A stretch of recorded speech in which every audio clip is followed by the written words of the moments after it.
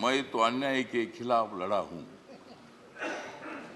मैं तो अन्याय के खिलाफ लड़ा हूं, इसलिए आपको बधाई देने के लिए यहां खड़ा हूं। आपका अनुभव बहुत ही बड़ा है। आपका अनुभव बहुत ही बड़ा है, इसलिए आपने संघर्ष का पहाड़ चढ़ा है।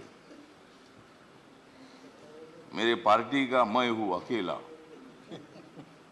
मेरे पार्टी का मैं हूं अकेला, लेकिन मेरे हाथ में है संविधान का पेला।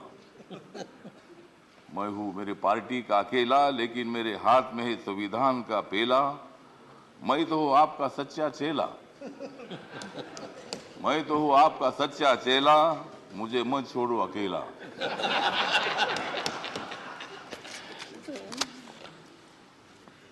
जिन्होंने उपराष्ट्रपति का सर किया है गढ़,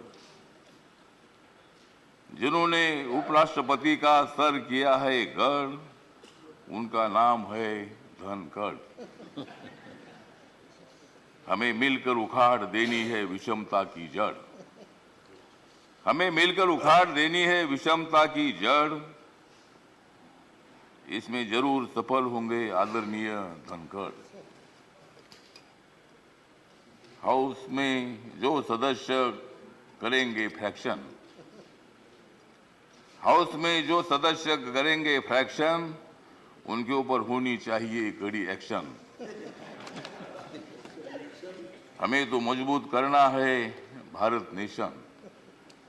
हमें तो मजबूत करना है भारत नेशन। हंगामा करने की हमें नहीं चाहिए फैशन। तो हमें पूरा विश्वास है कि आप बहुत बड़ा संघर्ष करते करते यहाँ पहुंचे हैं। गांव से आकर किसान के बेटे के माध्यम से आप इतने बड़े उच्च पद पर आए हैं। इसमें आपका अनुभव, आपका बहुत बड़ा संघर्ष है। बहुत बड़ा काम आपने किया है। आपने पश्चिम बंगाल में गवर्नर का जो काम किया है, बहुत बड़ा वहाँ चैलेंज था। वहाँ काम करना बहुत बड़ा मुश्किल था, लेकिन आपने बंगाल में बहुत अच्छा काम किया है और बंगाल में अच्छा काम आपने किया है। इसीलिए आपको यहाँ लाने की कोशिश जरूर हुई है। मतलब आप एक संघर्षशील नेता है।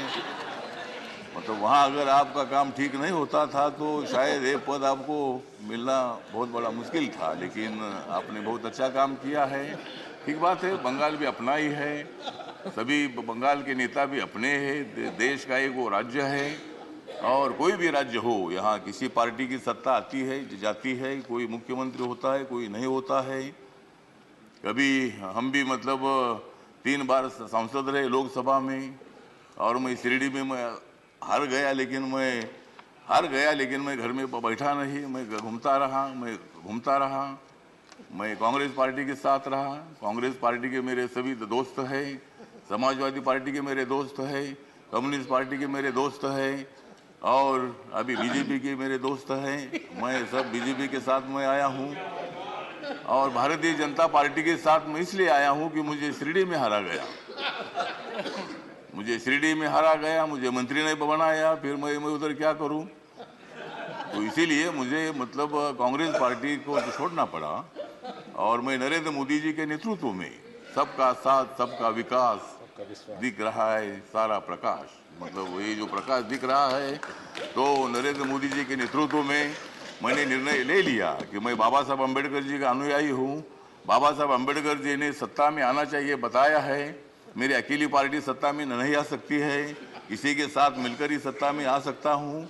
और मेरे पार्टी का मुझे लोग पूछते हैं कि तुम्हारा पार्टी का एक भी लोकसभा में मेंबर नहीं है, तो भी आप मंत्री कैसे हैं। तो मैंने बोला आप माननीय नरेंद्र मोदी जी को जाकर पूछो, मतलब मैं कैसा मंत्री हूँ। मतलब मैं अकेला हूँ, लेकिन मेरे पार्टी के लोग पूरे देश भर में है। नॉर्थ ईस्ट में मेरी पार्टी सभी पार्टी है और मुझे बोलने का मौका तो दीजिए। मुझे मालूम है कि आप बहुत अच्छे आदमी हैं और मैं आपको, हाँ, आप मुझे हर बार बोलते थे कि हमको कविता सुनाओ। अगर आप मुझे ज़्यादा बोलने के लिए देंगे तो मैं कविता सुनाऊंगा, नहीं तो एक भी कविता नहीं सुनाऊंगा।